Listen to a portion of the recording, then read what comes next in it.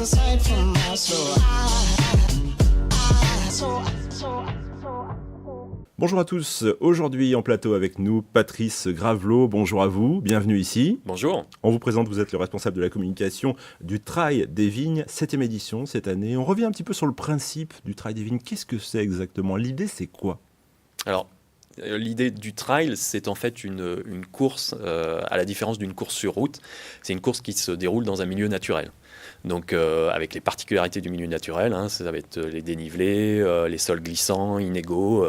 Voilà, on va éviter le bitume par rapport à une course sur route. Voilà, c'est le grand principe du trail. Ça fait moins mal aux jambes, c'est bien.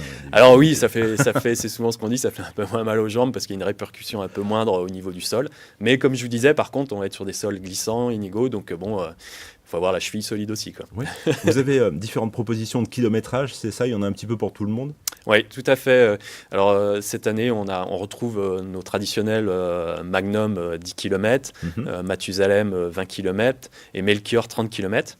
Et cette année, effectivement, on rajoute un bike and run de 10 km qu'on co-organise d'ailleurs avec des étudiants de BTS DATR du lycée Charles Péguy. Bike and run, pour ceux qui ne parlent pas Alors oui, la langue de Shakespeare. Voilà, oui, le bike and run, donc ce sont en équipe de deux, avec une personne qui court et une personne sur le VTT. D'accord. Et effectivement, ils changent la personne sur le VTT pendant le parcours. Et d'ailleurs, c'est même conseillé pour aller plus vite de faire des changements assez rapides entre le VTTiste et le coureur. Ouais. Quelle est la proposition qui marche le plus chez vous? En général, on dit que c'est des distances un peu courtes parce que c'est familial, parce que ça attire du monde. Est-ce que le 10 chez vous, ça attire plus de monde?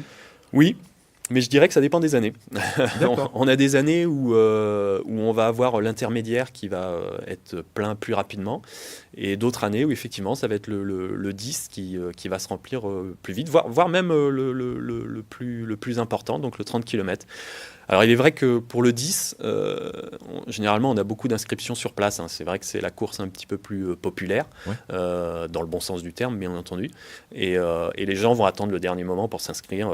Quand il y a des possibilités d'inscription sur place, ils vont s'inscrire sur place, quoi. Oui. À côté de ça, vous avez des semi-professionnels ou des pros qui viennent vous voir régulièrement pour faire des temps comme ça pour, Exactement, ouais, on a deux styles de personnes, hein, comme je disais. Donc on a des personnes qui viennent faire une course, une petite course le week-end, une sortie sportive, on va dire.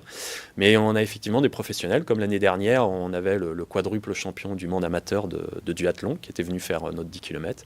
Et en 2016, on avait un Estonien qui était un spécialiste dans les courses d'orientation spécifiques, qui était venu faire, par contre, à l'époque, c'était notre 29 km en 2016, quoi. Ouais. Donc, effectivement, on a tout style de personnes. Les deux se mélangent très bien. Alors, le Trail des Vignes, forcément, on parle de vignes, on parle de vin, on parle de caves aussi, c'est ça?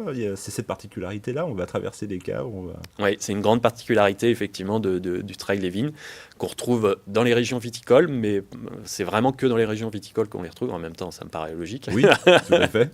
mais effectivement, on a des traversées de caves, donc plus ou moins de caves en fonction effectivement du parcours, hein. Par exemple, sur le 10 km, on va avoir une cave, alors que sur les autres, on va en avoir plusieurs à traverser, quoi. On fait que traverser ou on s'arrête? Alors, c'est toujours effectivement la question qu'on nous pose. On a deux catégories de personnes. On a ceux, effectivement, les premiers, hein, comme on parlait juste avant, qui eux... faut que passer. Voilà, hein, ils recherchent la performance, D'accord. donc ils vont passer, ils vont pas s'arrêter. Par contre, on a une bonne moitié du reste des concurrents qui n'hésiteront pas à s'arrêter pour déguster la production locale, en toute modération. Alors, avec modération, évidemment, parce que sinon après il faut repartir, c'est pas gagné, c'est pas évident. Exactement. On l'a dit, 7e édition, comment elle a évolué cette course avec le temps? Elle est de plus en plus populaire, elle se rapproche finalement des gens et des volontés des gens, peut-être? On essaye à chaque fois d'innover justement pour apporter quelque chose de nouveau aux personnes. C'est vrai que les gens aiment bien avoir quelque chose de nouveau chaque année. Donc déjà, c'est vrai qu'on fait une année sur Thiers, une année sur Saint-Crépin. Cette année, ça sera sur Thiers. Mais on n'hésite pas également à augmenter notre parcours le plus long, à apporter des défis aussi, hein. Cette année, on a par exemple le défi Running Conseil, le défi dernier kilomètre Running Conseil Cholet, qui en fait, ça sera le meilleur temps sur le dernier kilomètre. Donc on essaye d'apporter ces petites touches supplémentaires qui intéressent les concurrents. Également, on va essayer de traverser des belles demeures ou des châteaux qui se trouvent dans nos communes, pour effectivement avoir aussi un parcours intéressant au niveau panorama pour les concurrents. On a également, c'est vrai, un défi alors là, qui concerne plus les licenciés du 49, FFA 49, donc Fédération Française d'Athlétisme, où c'est un challenge qui est organisé par le CDCHS 49, qui est le comité des courses départementales hors stade, où là, en fait, ils vont cumuler des points pour être élus champions du Maine-et-Loire. Très bien. Comment ça se passe pour les inscriptions ? Il nous reste une trentaine de secondes. On souhaite s'inscrire. Déjà, est-ce qu'il reste des places ? Alors oui, il reste tout à fait. Il reste des places.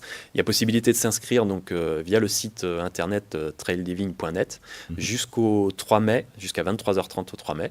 Mais s'il reste des places disponibles, bien entendu, il y aura possibilité de s'inscrire sur place, donc le samedi 5 mai à partir de 16h15 sur le site du Trail des Vignes à Thiers. Très bien. Eh bien, merci beaucoup, Patrice. On vous souhaite du beau temps. Vous avez prévu le beau temps ou... alors, on met des cierges. C'est ce qu'il faut. On a regardé la météo. Apparemment, il va faire beau. Bon, écoutez, il fera beau. Voilà, n'hésitez pas à vous inscrire, en tout cas, si l'épreuve vous intéresse. Merci beaucoup, Patrice. Merci. Une belle soirée à vous, puis une belle soirée aussi aux téléspectateurs. Cause aside from my soul,